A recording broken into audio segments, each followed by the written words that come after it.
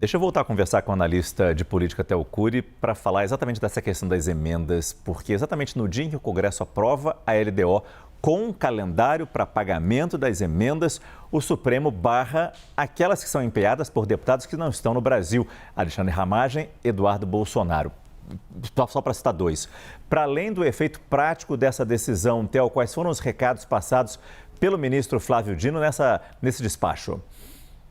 Márcio, o ministro deixa muito claro nessa decisão que atendeu a um pedido de um partido político, do PSOL, feito ao Supremo Tribunal Federal. Ele deixou muito claro que um parlamentar não pode deixar o país viajar para o exterior, primeiro, fugindo da responsabilização pelos crimes que ele supostamente cometeu, acusados ou investigados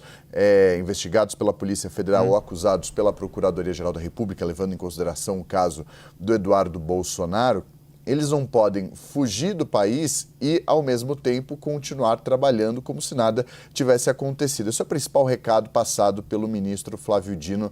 que assumiu, a partir do momento que chegou ao Supremo Tribunal Federal, uma ação que diz respeito à execução dessas emendas parlamentares e à indicação desse mecanismo, desse instrumento que está à disposição de deputados e de senadores no Congresso Nacional.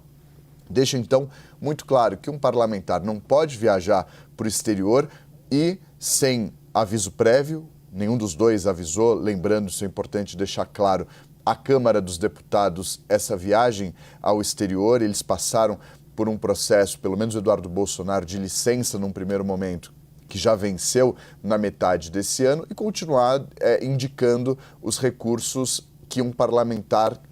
que cumpre a sua atividade normalmente aqui no Brasil, entre muitas aspas, batendo ponto na Câmara dos Deputados, participando das sessões presencialmente, votando nessas sessões ordinárias e também nas extraordinárias, costumam e conseguem fazer. Então,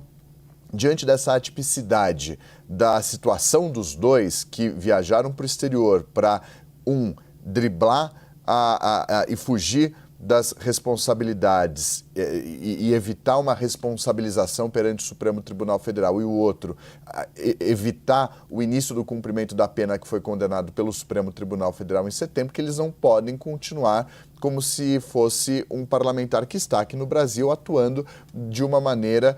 que é aguardada desses parlamentares. Esses foram os principais recados para que isso também sirva de exemplo para outros parlamentares que eventualmente passem por algum tipo de investigação no Supremo Tribunal Federal, não repitam esse modus operandi que ficou claro na atuação tanto de Eduardo Bolsonaro quanto de Alexandre Ramagem, que já indicaram não ter nenhum tipo de previsão de retorno ao Brasil. Muito obrigado, Théo Cury.